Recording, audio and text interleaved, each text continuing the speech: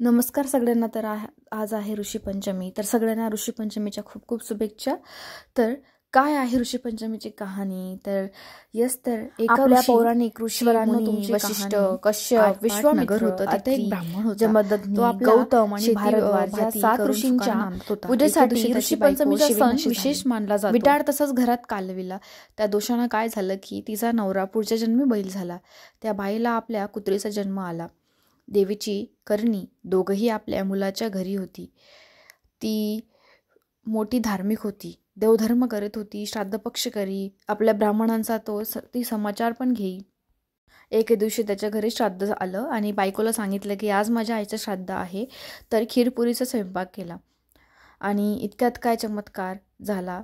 खिरीचं भांडं उघडं होतं. त्यात सर्पानं आपलं गरट टाकलं.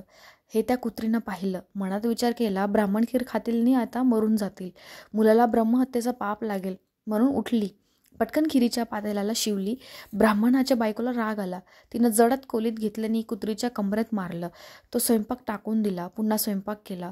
ब्राह्मणानं जेव घातलं. कुत्रीला उष्टमाष्ट देखील घातलं नाही. सारा दिवस उपवास पडला. रात्र झाली तेव्हा ती आपल्या नवऱ्याजवळ म्हणजेच बैलाजवळ गेली आणि आक्रोश करून रडू लागली.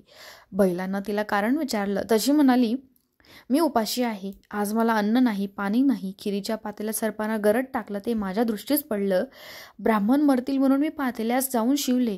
माझ्या सुनेला राग आला. तिनं जळकं कोलीत घेऊन माझी कंबर मोडली. माझं सारं अंग दुखत आहे. याला मी काय करू? बैलानं तिला उत्तर दिलं, तू आदल्या जन्मी विटाळ घरात कालवलंस. त्यांचा संपर्क मला झाला. त्या दोषानं मी बैल झालो. आज माझ्या मुलानं मला नांगराला धरलं, तोंड बांधून मला मारलं. मी देखील आज उपाशीच आहे. त्याचं श्राद्ध फुकट गेलं. हे भाषण मुलानं ऐकलं. लगेच उठून बाहेर आला. बैलाला चारा घातला. कुत्रीला अन्न घातलं. दोघांना चांगलं पाणी प्यायला दिलं. मनात फार दुःखी झाला. दुसऱ्या दिवशी सकाळी उठला, घोर आनंदात गेला. तिथं ऋषींचा मेळा पाहिला. त्यांना साष्टांग नमस्कार घातला. ऋषींनी त्याला प्रश्न केला, तू असा चिंताक्रांत का आहेस? मुलानं सांगितलं, माझ्या बापाला बैलाचा जन्म आला आहे आणि आईला कुत्रीचा जन्म आला आहे. त्यांना मोक्ष कसा मिळेल या चिंतेत मी पडलो आहे. कृपा करून मला उपाय सांगाल? तेव्हा त्याला ऋषींनी सांगितलं, तू ऋषीपंचमीचं व्रत कर. हे व्रत कसं करावं? भाद्रपदचा महिना येतो. चांदण्या पंखातली पंचमी येते. त्या दिवशी काय करावं? इंदुफारच्या वेळी नदीवर जावं. उघड्याशी प्रार्थना करावी. त्यांच्या काष्टानं दंतधावन करावं. आवडकाठी कुठून घ्यावी.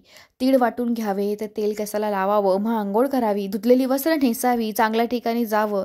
अरुंधतीसह सप्तऋषींची पूजा करावी. असं 7 वर्ष करावं. शेवटी उद्यापन करावं. या व्रतानं काय होतं?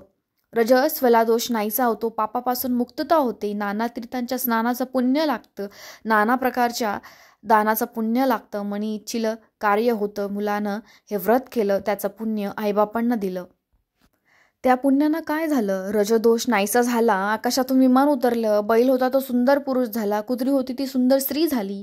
दोघं विमानात बसून स्वर्गवास केले आणि मुलाचा हेतू पूर्ण झाला. तसा तुमचा आमचा हो.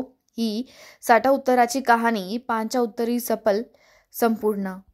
तर अशी आहे कहाणी. थँक्यू.